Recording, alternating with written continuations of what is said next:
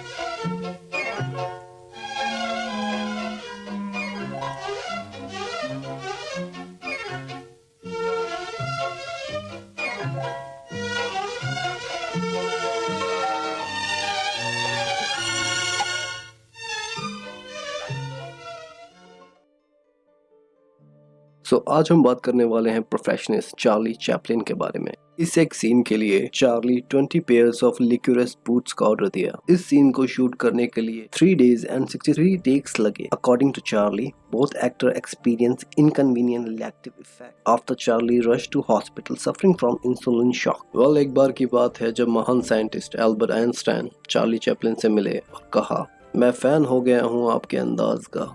आप एक शब्द नहीं कहते और फिर भी पूरी दुनिया आपको समझ जाती है। और इस बात पर चार्ली ने कहा, यह बात सच है, बट हैरान की बात यह है कि आप अपनी थ्योरीज के बारे में इतना कुछ कहते हैं और सब आपकी तारीफ करते हैं, बट फिर भी किसी के समझ नहीं आती कि आप कहना क्या चाहते हैं।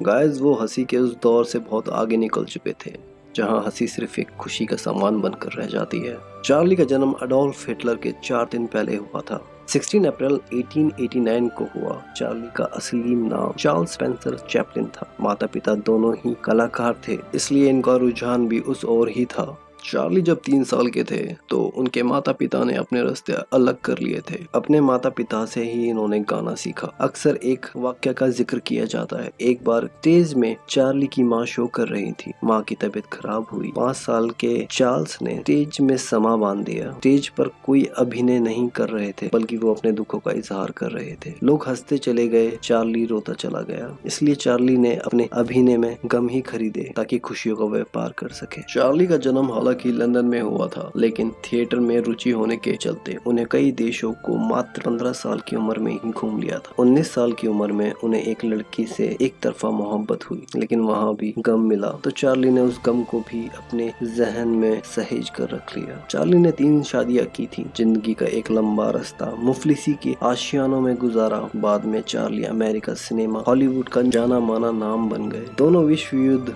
चार्ली के सामने ही हुए। एक का दर्द तो उन्होंने अपनी फिल्म द ग्रेट डिक्टेटर में भी उतारा। अपनी ऑटोबायोग्राफी में उन्होंने जिक्र किया है कि जीवन का सबसे खुशनुमा पल अमेरिका जाकर बसना था, लेकिन धीरे धीरे खुली हवा की तलाश और उबलते सवालों ने उन्हें उम्र के उस छठे दशक में स्विट्जरलैंड आकर रहने पर मजबूर कर दिया, जहां वो एक बार जवाहरलाल नेहरू और उनकी बेटी इंदिरा गांधी से मिले। वैसे तो चार्ली महात्मा गांधी के विचारों का भी समर्थन करते थे। विंस्टन चर्चिल से एक बार मुलाकात के दौरान चार्ली ने महात्मा गांधी से मिलने की इच्छा जताई। चार्ली ने इंडिया में हो रहे मूवमेंट का भी सपोर्ट किया। 1972 में उन्हें उनके अभिनय और संगीत के लिए ऑस्कर से नवाजा गया। 1952 में आई फिल्म लाइमलाइट के लिए उन्हें ऑस्कर मिला था, जहां 25 दिसंबर 1977 के दिन पूरी दुनिया खुशियां मनाती है, वहां ये हंसी हमारे जहन से परे अपनी दुनिया में चली गई। चार्ली ने अपनी जिंदगी में बहुत अच्छे काम किए। चार्ली कहते थे, my pain can make people laugh, but surely my laughter does not hurt anyone. तो ये थे द ग्रेट चार्ली चैपलिन। और अगर आप लोगों को वीडियो अच्छी लगी हो, so please like, comment and subscribe, and please do share this video. अगर आप लोगों को किसी फेमस पर्सनैलिटी के बारे में जानना है तो प्लीज कमेंट बॉक्स में कमेंट कर सकते हैं। Alright, take care and bye.